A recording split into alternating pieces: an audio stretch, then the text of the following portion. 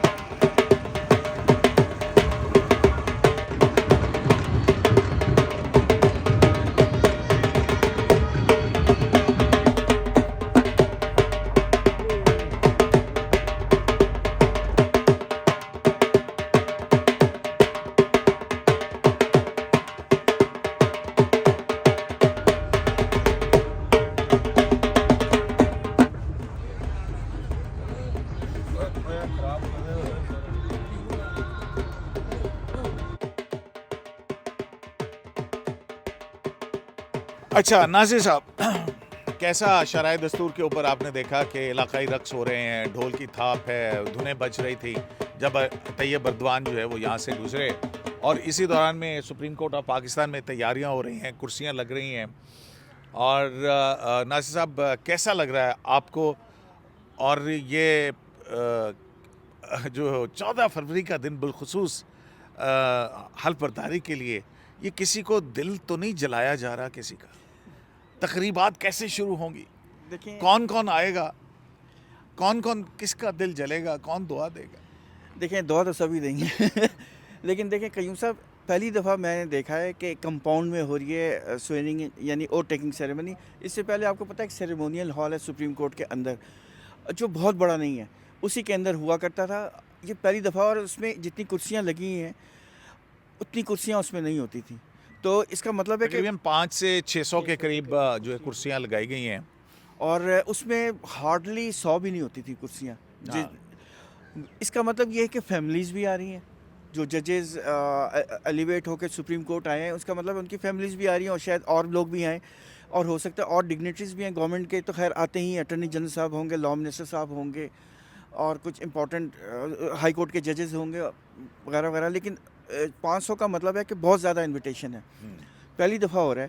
فوارہ بھی چلے گا, فوارہ تو بہت عرصے سے چل رہا ہے, قاضی صاحب فوارہ چلا کے گئے تھے. ہاں فوارہ چلا کے گئے تھے.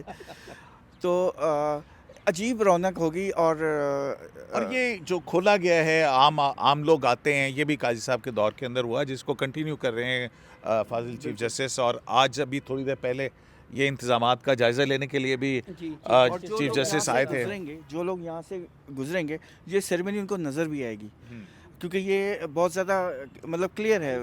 ویسے ناصر صاحب, میں اگر پروڈکشن پوائنٹ آف ویو سے دیکھوں نا, تو یہ اب جس وقت جو اب یہ وقت ہے نا, یہ تقریباً سورج جو ہے وہ 5 بج گئے. ہاں 5 بج گئے. یہ 5 بجے اگر تقریب ہوتی, 5 بجے یا اس سے پہلے کہ سورج تھوڑا سا غروب ہوتا, ملگجا سا ہوتا ہے, اس میں لائٹس جلی ہوئی ہوتی ہیں, اور اس میں تقریباً برداری ہوتی, تو پروڈکشن ویلیو کے حوالے سے مجھے بہت اچھا لگتا, کیونکہ لائٹس جل رہی ہوتی, قمقمے جل رہے ہوتے, اور ڈھول بج رہا ہوتا, گھوڑے ڈانس کر رہے گھوڑے ڈانس. صدیقی صاحب ڈھول تو اب کل نہیں ہوں گے. ڈھول تو نہیں, لیکن جو تقریب ہے وہ میرے سورسز کے مطابق ناصر صاحب, جب جج صاحب آئیں گے تو گارڈ آف آنر بھی دیا جائے گا. اور دوسرا صدیقی صاحب, یہ جو ہمارے ناظرین نے ابھی جو ایک پیکیج دیکھا ہے, اس میں ایک وضاحت ضروری ہے کہ جو رقص ہو رہا ہے اور جو ڈھول بج رہا ہے, جو یہ اس ججز ایونٹ کے لیے نہیں ہے. یہ دراصل جو ترکی کے صدر آئے ہیں, آپ کو کیا پتا ہے کہ نہیں سر, کلیریفیکیشن ذرا ضروری ہے نا سر. تو یہ اصل میں وہ ایونٹ شرائع دستور پہ جو ایونٹ ہے, وہ جو آپ نے ابھی ہمارے ناظرین میں دیکھا بھی, وہ الگ ہے. اور یہ جو اوتھ ٹیکنگ کے لیے جو تقریبات ہو رہی ہیں, یہ الگ ہے. 7 ججز کی جانب سے جو یہ اوتھ کل لیا جائے گا. اچھا, ایک چیز اس کے اوپر بھی بات کرنے کی ضرورت ہے. گزشتہ رات بہت تاخیر سے نوٹیفیکیشن جاری ہوا ہے صدر کی منظوری کے بعد. دیکھیں میری بات سنیں, اگر آپ کی خبر الٹ گئی ہے کہ آج حلف نہیں ہو رہا, تو آپ اس کے وضاحت کیا نہیں دے سکتے, ٹھیک ہے نا. میں نے آپ کو منع کیا تھا. ویسے میں ابھی بھی میرے پاس ہے چانس, میں اپنی خبر کو ٹھیک کر سکتا ہوں. جی ہاں بالکل وہی کر رہا ہوں, لیکن میرے خیال میں وہ ایک اور بھی دوست ہیں ناصر صاحب کی, ان کے پاس ان کو بھی میں نے منع نہیں, کیا. لیکن یار اسد کی خبر تو دوست ثابت ہوئی نا. دیکھیں, اور پھر وہ جو ہو رہا تھا کہ جی سرفراز ڈوگر صاحب جو ہے وہ حلف نہیں اٹھا رہے, اگلوں نے کہا لو جی حلف چک رہے ہیں, اور وہ حلف برداری تقریب صدر صاحب کی. ناصر صاحب, آپ صدر مملکت ان سے حلف لیں گے. پہلے یہاں پہ عامر فاروق صاحب کیونکہ ان 7 جج صاحبان کے اندر شامل ہوں گے, وہ حلف لیں گے, تو پھر اس کے بعد ان کی حلف برداری ہوگی. میرا خیال ان کی حلف برداری 11 بجے ہونی ہے, اور 9 بجے یہاں پہ حلف ہوگا. دیکھیں جب جسٹس عامر فاروق, آپ کو یاد ہے میں نے آپ سے پوچھا تھا کہ اگر باقی جج صاحبان نے انکار کر دیا حلف برداری سے, حلف لینے سے, تو پھر کیا ہوگا. تو اس میں ایک تھوڑی سی کریکشن ہے, وہ میں کر لوں اپنے ناظرین کے ساتھ. اور وہ یہ ہے کہ پھر ہم نے اس کے بعد آئین کو دیکھا, اور اس میں جو بات ہمارے سامنے آئی وہ یہ ہے کہ بردر جج اس وقت لیتا ہے جب اس چیف جسٹس, یعنی کہ ملک سے باہر گئے ہوں یا چھٹی پہ ہوں, چیف جسٹس کا عہدہ خالی نہ ہو. لیکن جب چیف جسٹس کا عہدہ خالی ہوتا ہے تو قائم مقام چیف جسٹس جو ہیں اس سے حلف پھر صدر پاکستان لیتے ہیں, اسلام آباد ہائی کورٹ کا. جبکہ باقی جو صوبے ہیں, صوبوں میں گورنرز جو ہیں وہ قائم مقام کا حلف لیں گے, کیونکہ 4 چیف جسٹس کل حلف جو ہے وہ یہاں پہ اٹھائیں گے. تو اس حلف برداری پہ جب یہاں ہوگی تو پھر اس کے بعد گورنرز کی. تو 14 فروری چاروں صدر اور چاروں صوبوں گورنر اور مطلب سب کانسٹیٹیوشن آفس ہولڈر جو ہیں وہ جائیں گے. تو ایک کسی کا دل تو جلے گا نا. قیوم صاحب, میرے ذہن میں ایک بات ابھی آئی تھی جو آپ نے بات کی. عموماً جب اس طرح کی سیریمنیز ہوتی ہیں ان میں پھول بھی لگائے جاتے ہیں, تو میرا خیال میں کیا ہی اچھا ہوگا کہ کل صرف گلاب کے پھول ہوں, دوسرے پھول وائٹ پھول یا ڈفرینٹ پھول نہ ہوں, صرف گلاب کے پھول ہوں ریڈ. بالکل. تو یہ ویلنٹائن ڈے کے حساب سے بہت خوبصورت ایک ایڈیشن ہو جائے گی. تو یہ میری طرف سے سجیشن ہے, شاید یہ بات مانی جائے. ہاں یہ بھی اب مجھے کوئی نہیں پتہ, ناصر صاحب پتہ لگے کہ یہاں پہ جو ہے وہ جج صاحبان ان کی اہل خانہ بھی آئیں گے, یعنی کہ ان کی بیگمات بھی ہوں گی یہاں پہ. تو اگر جج صاحبان ایک دو پھول جو ہے وہ اپنے پارٹنر جو ہے اس کو بھی دے دیں تو کیا ہی دوبالا ہو جائے مزہ. اور یہ اور ساتھ میں جہاں پہ یہ تجویز ہے تو میرے خیال میں پھر جو میڈیا ہے اس کو بھی لائیو کوریج کے لیے جہاں پہ ڈی ایس این جیز بھی, تاکہ پراپر ہر چیز لائیو جائے. میرے خیال میں ہوگی, جی وہ بھی ہوگی شاید, وہ بھی ہونا چاہیے. پی ٹی وی تو لائیو کرے گا تو اس سے شاید کٹ ہوگا. تو ناصر صاحب جسٹس منصور علی شاہ, جسٹس منیب اختر اس تقریب میں شامل ہوں گے. دیکھیں میں اس کے بارے میں, اور وہ 5 جج صاحبان جن کی ریپرزنٹیشن جو ہے وہ عامر فاروق صاحب نے کڑیچے کی ہے, وہ بھی ہوں گے. دیکھیں میں اس کے بارے میں نہیں ایگزیکٹلی آپ کو بتا سکتا, کیوں آپ کے پروگرام میں غلط بات کریں. دے شوڈ بی ایکسپیکٹڈ تو ہیں کہ ان کو آنا چاہیے. ایک تقریب ہے, سپریم کورٹ کی اپنی تقریب ہے, اور بردر ججز کی ایلیویشن کو عموماً خوشی سے منایا جاتا ہے. تو اگر حرج نہیں ہے اگر وہ نہ ہو, وہ ہوں, لیکن آپ کہتے ہیں کہ شاید نہ ہوں. دیکھیں ناصر صاحب, میں کیوں کہہ رہا ہوں, کیونکہ یہ فل کورٹ ریفرنس جب قاضی فیصل صاحب کا ہوا تھا تو یہ 5 جج صاحبان اس میں شریک نہیں ہوئے تھے, حالانکہ وہ ہی از گوئنگ, وہ جا رہے ہیں. تو مطلب آپ کا جو بھی ہو, لیکن ایک انسٹیٹیوشن کے لیے جو ہے آپ کو you should be there. Full court reference تھا, آپ اپنی بات کرتے, ان کو الوداع کرتے. لیکن بہرحال یہ ایک بڑے دل گردے کی بات ہے. تو اس ایکسپیرینس کو سامنے رکھتے ہوئے میں دیکھ رہا ہوں کہ جب گارڈ آف آنر دیا جا رہا ہوگا, چیف جسٹس آ رہے ہوں گے, جسٹس منصور علی شاہ, منیب اختر وہاں بیٹھے ہوں گے, جسٹس منصور علی شاہ صاحب کے دل پہ کیا گزر رہی ہوگی. گزشتہ روز ویسے جو ایونٹ ہوا ہے, جو لوئر جوڈیشری نے اسلام آباد ہائی کورٹ میں نئے آنے والے ججز اور جو سپریم کورٹ آ رہے ہیں, جیسے جسٹس گل حسن اورنگزیب ہیں اور جسٹس عامر فاروق صاحب ہیں, ان کے اعزاز میں جو عشائیہ دیا ہے اس میں بھی وہ 5 ججز نہیں آئے. 5 جج صاحبان نہیں آئے تھے. اب یہ حل برداری وہاں پہ ہوگی تو ہائی کورٹس کے ججز جو ہے وہ پہلے تو یہاں پہ بھی آئیں گے, پھر اس کے بعد دوسری حل برداری میں جائیں گے. تو دیکھیں قیوم صاحب, میں آپ سے یہی بات کہنا چاہ رہا تھا کہ یہ جو آپ میسج دے رہے ہیں کہ ڈفرینسز ہیں سپریم کورٹ میں, وہ کیوں کیسے ختم ہوں گا کہ آپ شریک ہو نا, شرکت کریں. اگر آپ نہیں شرکت کریں گے تو پھر وہ جو یہ چیز بڑھتی چلی جائے گی کہ جو وائڈ ہے یا جو ہے ڈفرینسز بڑھتے چلے جا رہے ہیں. ایک اپوائنٹمنٹ ہوئی ہے نا ججز کی, تو ناصر دل کا کیا کریں, دل بھی تو پاگل ہے نا. ویسے ایک جج صاحب کوشش تو کافی کی ہے, لیکن ایک بات ہے, میرا خیال ہے کیونکہ جو ہمارے ذرائع کے مطابق سب کو انویٹیشن گئی ہے, اور آپ کو پتہ ہے کہ آج بلکہ گزشتہ روز یہ ہوا کہ جسٹس عظمت سعید شیخ جو کہ سپریم کورٹ کے سابق جج ہیں, ان کا انتقال بھی ہو گیا. لاہور میں ان کا شاید کل نماز جنازہ بھی ہے. تو ہو سکتا ہے کچھ جج صاحبان, لیکن ناصر صاحب وہ جہاز پہ جا سکتے ہیں, وہ نماز جنازہ میں شرکت ہو سکتی ہے ان کی, یہاں اوور ٹیکنگ ہو, پھر وہ چلے جائیں, جا کے دیکھ لیں. اگر جہاز میں جائیں تو 40 منٹس کا ٹریول ہے, اس کو آپ اور گھنٹہ. جج صاحب کا چلان کس نے کرنا ہے 2.5 گھنٹے میں لے جاتا ہوں آپ کو. اصل میں اسموگ کا سوری یہ اسپیڈ لیمٹ ہوتی ہے نا. نہیں آج کل کوئی اسموگ نہیں ہے, اسموگ کہیں اور ہے. تو جناب اچھا, عظمت سعید شیخ صاحب کی بات آئی تو آج جو ہے وہ 9 مئی کے حوالے سے جو انٹرا کورٹ اپیلیں ہیں سویلین کے کورٹ مارشل کا, اب اس میں بھی بڑی بات ہوئی آج کہ جسٹس عظمت سعید شیخ وہ اکثریتی فیصلہ لکھنے والے تھے, جج تھے کہ جنہوں نے فوجی عدالتوں کو جائز قرار دیا تھا, اور پھر اس کے اندر 3 رکھا تھا کہ ان کے فیصلے جو ہیں وہ میلا فیڈے, کورم نان جوڈس یا ڈیو پروسیس آف لا نہ ملنے کی بنیاد پہ چیلنج ہو سکتے ہیں ہائی کورٹس کے اندر. تو آج جسٹس مسرت ہلالی نے بھی سلمان اکرم راجہ صاحب اور ان کے درمیان کیا ہوا. ناصر صاحب آپ زیادہ نہیں منہ کھولنا چاہتے, چلیں ان سے پوچھ لیتے ہیں.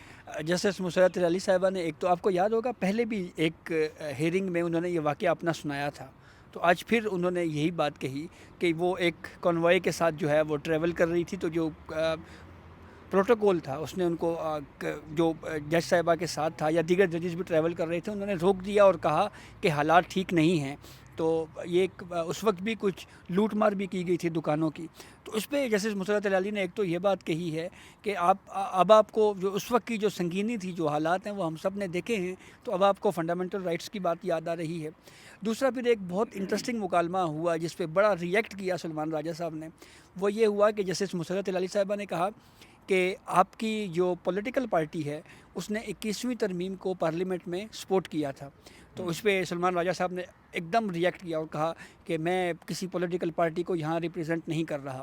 تو اس پہ پھر جسٹس مسرت صاحبہ نے کہا کہ اچھا ٹھیک ہے، ہم یہ کہہ دیتے ہیں کہ ایک پولیٹیکل پارٹی، اس طرح سے کہہ لیتے ہیں کہ ہاں ایک پولیٹیکل اس طرح سے کہہ لیتے ہیں کہ ایک پولیٹیکل پارٹی جس نے اس وقت جو ہے وہ سپورٹ کیا تھا، تو اس پہ ملٹری کورٹس کو، تو اس پہ سلمان راجہ صاحب نے کہا جی کہ جو اگر وہ انہوں نے جو سپورٹ کیا ہے تو وہ غلط کیا تھا. تو اس پہ جسٹس مسرت صاحبہ نے کہا کہ اس وقت سپورٹ کریں اور پھر بعد میں کہیں جی کہ یہ اپوزیشن میں آ کے کہیں کہ جی کہ یہ غلط ہو گیا ہے، تو یہ کوئی مناسب بات نہیں ہے. تو یہ بھی ایک آبزرویشن ان کی طرف سے دی گئی. سلمان راجہ صاحب نے آج اپنے آرگومنٹس میں یہ بات کہی ہے کہ ایف بی علی کیس جو ہے جب اس کا فیصلہ دیا گیا تھا اس وقت نہ ہی آرٹیکل 175(3) تھا اور نہ ہی آرٹیکل 10(a) تھا. ہاں، اگر اس وقت 175 سب کلاس 3 اگر ہوتی تو پھر یہ ملٹری کورٹس ہی نہ ہوتی. تو یہ ان کا بنیادی طور پر تھا. لیکن ناصر صاحب ساتھ میں یہ بھی سوالات آئے تھے. انہوں نے کہا کہ دیکھیں جو ایف بی علی کیس ہے تو پھر اس کو آپ جو ہے آپ نے کیا اس کو چیلنج کیا تھا؟ اور اس حوالے سے پھر پوچھا کہ محمد علی مظہر صاحب کے بھی ریمارکس تھے، تو وہ کیا گفتگو ہوئی تھی؟ وہ جسٹس محمد علی مظہر صاحب نے بھی کل یہ کہا تھا اور آج بھی شاید کہ ہمارے اوپر بہت زیادہ بوجھ ہے، ہم نے بہت ساری چیزیں دیکھنی ہیں، ہم نے انکنسسٹنسیز بھی دور کرنی ہے، ہم نے یہ بھی دیکھنا ہے کہ فنڈامنٹل رائٹس کا اطلاق ہوتا ہے کہاں تک ہے کہاں تک نہیں ہے، بہت ساری چیزیں کرنی ہیں. اور اچھا خاصا ہمارے پر بوجھ ہے کیونکہ یہ اگر ایف بی علی جو ہے وہ آلموسٹ پوری ریویو ہو جائے گا اگر اس پہ کوئی ڈفرینٹ ڈیسیجن آئے.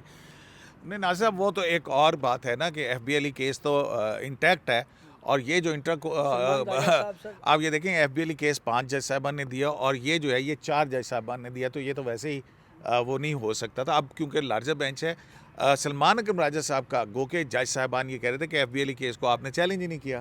اور دوسرا اہم بات اس میں یہ جیسے جمال مندوخیل صاحب نے بھی یہی بات کی، انہوں نے بھی یہی بات کی، اور سلمان راجہ صاحب کی یہ بات وہ کرنا چاہ رہے تھے کہ ایف بی علی کو آپ اس جو انٹرا کورٹ اپیل میں آپ اس کو اسٹرائک ڈاؤن کر دیں. تو اس پہ جسٹس جمال خان مندوخیل اور جسٹس محمد علی مظہر صاحب کا بھی یہ ویو تھا کہ مین فیصلے میں جو منیب اختر صاحب نے لکھا اس میں انہوں نے ایف بی علی کو اسٹرائک ڈاؤن نہیں کیا، تو ہم اپیل میں ہمارے پاس کس حد تک اختیاری سماعت ہے. دوسرا جو آپ کی مین پٹیشن سپریم کورٹ میں آئی تھی کیا اس میں آپ نے ایف بی علی کو چیلنج کیا ہوا تھا؟ تو اس کا جواب سلمان راجہ صاحب نے کہا عدالت کے ہاتھ بندھے ہوئے تو نہیں ہیں نا جی. تو وہ اس طرح کے آرگیومنٹ انہوں نے دیا. تو یہ اس کیس میں یہ بات دیکھی گئی ہے کہ ایف بی علی کو بات کرتے ہیں کہ اس کو اسٹرائک ڈاؤن کریں، تو پھر یہ کوشچن آتا ہے اس کو چیلنج کیوں نہیں کیا گیا؟ اگر ایپلیٹ جورسڈکشن میں ہے اس وقت تو وہ جو نیچے سے آیا. پھر دوسرا ناصر صاحب ایک اور بھی ہے، منیب اختر صاحب نے یہ 21D2 کے حوالے سے اور جو میری خواجہ عارف صاحب سے بات ہو رہی تھی، انہوں نے کہا کہ اس میں انہوں نے کہا ہے کہ ان مائی اوپینین، کیونکہ عموماً جج صاحبان جب لکھتے ہیں تو وہ کہتے ہیں ان آور اوپینین، تو وہ اوپینین بھی جو ہے نا وہ سنگل ہے، اور پھر 21D2 اور 21D1 جو ہے اس کو سنا بھی نہیں گیا جیسے یحییٰ افریدی صاحب کا ہے. تو کتنے دن لگیں گے؟ تو اب کب تک گیا ہے مقدمہ؟ نہیں، یہ اب ٹیوزڈے کو مقدمہ چلا گیا، لیکن ابھی دیکھیں نا، اب کہا تو گیا ہے کہ سلمان اکرم راجہ صاحب کو کہ آپ ریپ اپ کریں، اور اعتزاز صاحب نے بھی کہا میں 10-15 منٹ لوں گا، لیکن ہو سکتا ہے اس میں زیادہ ٹائم لگ جائے. بھٹو کے کیس میں وہ کہہ رہے تھے کہ میں 30 سیکنڈ میں کر دوں گا، لیکن ناصر صاحب وہ پھنس گئے تھے. ہاں نہیں، لیکن اور ان سے بھی جب سوال کی توڑ ہوئے تھے آپ کو یاد ہے تو وہ نہیں کر سکے تھے.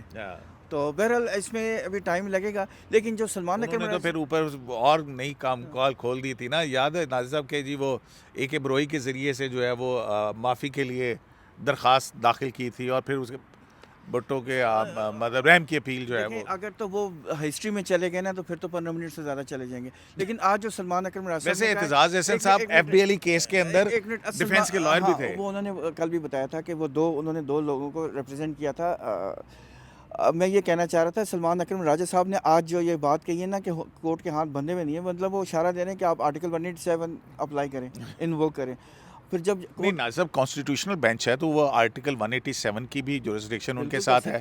وہ کہہ رہے ہیں کہ مخصوص نشستوں والے کیس کی طرح سے 185(3) کے اندر 187 جو ہے وہ آپ استعمال کریں اور ساتھ ہی 184(3) بھی لے آئیں اس کے اندر, کیونکہ اس کو نوٹس لینا ہوگا نا. لیکن ناصر صاحب اگر کوئی جب کی جاتی ہے تو پھر کرٹیسزم بھی تو آتی ہے نا, اور اگر کوئی فیصلہ واقعی آئین اور قانون کے مطابق نہیں ہے تو اس کے اوپر ریویو تو کر سکتا ہے نا بڑا بینچ. ہاں وہ جسٹس محمد علی مظہر صاحب نے ان کو جواب دیا ہے, جس سے سلمان اکرم راجہ صاحب نے اتفاق کیا ہے. جسٹس مظہر صاحب نے یہ کہا کہ ہم ریزننگ جو ہے اس کو چینج کر سکتے ہیں, تو اس پہ انہوں نے ایگری کیا. انہوں نے کہا ہاں یہ بات ٹھیک ہے جی کہ آپ ریزننگ جو ہے وہ اس کو تبدیل کر سکتے ہیں. دوسرا, آج پھر انڈیا برطانیہ میں جو ملٹری ٹرائل ہوتا ہے اس کی پھر آج مثالیں دیں. تو جسٹس امین صاحب نے پھر کہا دیکھیں ہمارا اپنا آئین ہے, ہمارا اپنا قانون ہے, تو آپ وہ بات کریں جو یہاں پہ اس کیس سے متعلق ہے. تو اس پہ سلمان راجہ صاحب نے کہا ہے کہ پاکستان کی جو اس وقت کا فقہ قانون ہے یا جو اصول طے ہوئے ہیں اس میں دنیا کے مختلف ممالک کے جو فیصلے ہیں اس کو سامنے رکھتے ہوئے یہاں پہ کیس لا ایسا موجود ہے, تو اسی سلسلے میں آپ یہاں بھی اس کو ٹریٹ کر سکتے ہیں. چلیں, بہت شکریہ آپ کا ناصر صاحب, آپ نے اتنا ٹائم دیا, اور طیب اردوان والی فوٹیج جو ہے وہ آپ نے دینی ہے تاکہ ایڈیٹنگ کرتے ہوئے اس میں لگا دوں, اور ویلنٹائن ڈے کی تیاری بھی کرنی ہے. میں نے بھی پھول خریدنے ہیں یار, چاکلیٹس بھی خریدنے ہیں. تو ہم تینوں کی طرف سے جو ہے وہ ہمارے ناظرین کو محبت بھرا دن مبارک ہو. تو جناب 14 فروری جو ہے وہ ہوگا. ناصر صاحب دیکھیں, ایک تو یہ ہے کہ ویسے یہ ہمارا تہوار تو ہے نہیں ہے, یہ تو ایک دوسرا تہوار ہے, لیکن وہ تو محبت سے تو ملنا چاہیے نا, سب کو ملنا چاہیے, شخصی آزادی ہونی چاہیے. آپ اپنے کئی فتوے نہ لگا دیجیے گا. نہیں کوئی فتویٰ نہیں. صدیقی صاحب کا ججمنٹ نہیں پڑا ہوا لگتا, یا پڑھ لیا اس کو آپ اگنور کر رہے ہیں. ہم نے تو اس کے خلاف مطلب کہ وہ اور چیز ہے. آپ کو یاد ہے کہ میں آپ جوڈیشل آرڈر کے ذریعے آپ کون سی جورسڈکشن کے اندر اس کو انووک کر رہے ہیں کہ جناب آپ ایک تقریب نہ کریں. وہ آپ کو پتہ ہے 5 ریٹ جورسڈکشنز ہیں, اس میں وہ کس میں فال کرتا تھا. آپ کو یاد ہے ہم ایک دفعہ, آپ بھی شاید تھے ایک محفل میں, ہم نے ان سے پوچھا تھا, سوال کیا تھا کہ یہ آپ نے کیا ججمنٹ دی ہے, تو انہوں نے کہا تھا میں تو ویلنٹائنز ڈے میں جو پروگرام آتے ہیں وہ بھی بند کرواؤں گا. تو لیکن بہرحال نہیں ہو سکا. اچھا, وہ صدیقی صاحب ایک کنکلوڈ ہے سر, وہ جو تقریب کا آپ ناصر صاحب نے حوالہ دیا, سنا ہے وہ کسی جج صاحب نے آپ کو کہا تھا کہ میں ریزائن کر جاؤں گا, وہ کیا واقعہ تھا؟ تقریب کون سی؟ کوئی کہیں پہ سنا ہے کسی جج صاحب نے آپ سے کہا تھا کہ میں ریزائن کر جاؤں گا. اچھا ناصر صاحب, آپ وہ آپ خود ہی بتائیں. وہ لاہور اچھا, وہ جو لاہور ہائی کورٹ کے چیف جسٹس تھے اس وقت, وہ ہاں, یہ یہاں پہ نا ایک حلف برداری تھی ایک جج صاحب کی, تو اس کے یا ریٹائرمنٹ تھی, تو ان کا ڈنر تھا, اور ثاقب نثار چیف جسٹس تھے, اور ان دنوں میں منصور علی شاہ صاحب جو ہیں وہ chief justice Lahore high court تھے. تو یہ ہو رہا تھا کہ ان کو جو ہے سپریم کورٹ میں اوپر لایا جائے گا, تو وہ منصور علی شاہ صاحب جو ہیں آنا نہیں چاہ رہے تھے سپریم کورٹ کے اندر. یہی خبریں چل رہی تھیں ثاقب نثار صاحب کے ساتھ, اور یہ وہ. تو اس تقریب میں منصور علی شاہ صاحب بھی موجود تھے, اور خوش قسمتی سے ناصر صاحب تھے, اور ناصر صاحب کے ساتھ میں لٹکا ہوا تھا. تو ناصر صاحب اور میں, ہم جو ہیں وہ گئے, اور ہم نے جیسے منصور علی شاہ صاحب سے پوچھا کہ شاہ جی آپ پھر سپریم کورٹ آ رہے ہیں, تو انہوں نے کہا نہیں میں نہیں آ رہا. میں نے کہا اور اگر آپ کو لے آئے, انہوں نے کہا میں پھر ریزائن کر دوں گا. لیکن پھر ہوا یہ کہ تھوڑے عرصے کے بعد وہ حلف اٹھا رہے تھے جج سپریم کورٹ آف پاکستان کا, دوسری دفعہ ان کی مرضی نہیں چلی. دوسری مرتبہ ان کی مرضی نہیں چلی. انہیں لاہور ہائی کورٹ سے ثاقب نثار صاحب لے آئے تھے, اور یہاں پہ 26ویں آئینی ترمیم نے ان کو. اسی لیے تو کہا ہوں ناصر صاحب کہ یہاں پہ گارڈ آف آنر ہوگا. وہ جو کرسیاں لگی ہیں, پہلی کرسیوں میں ججز بیٹھیں گے نیچے, ٹھیک ہے, اب وہاں پہ منصور صاحب بیٹھے ہوئے ہوں, منیب صاحب بیٹھے ہوئے ہوں, سامنے گارڈ آف آنر ہو رہا ہو, کہیں ڈھول تپاشا بج رہا ہو, سلوٹ ہو رہا ہو, اور سامنے جج حلف لے رہے ہوں جس کا انہوں نے بائیک آؤٹ کیا ہو, تو دل تو جلے گا. دل جلے. شرح دستور سے ایک اسلام سے عبدالقیوم صدیقی کو اجازت دی جاتی ہے.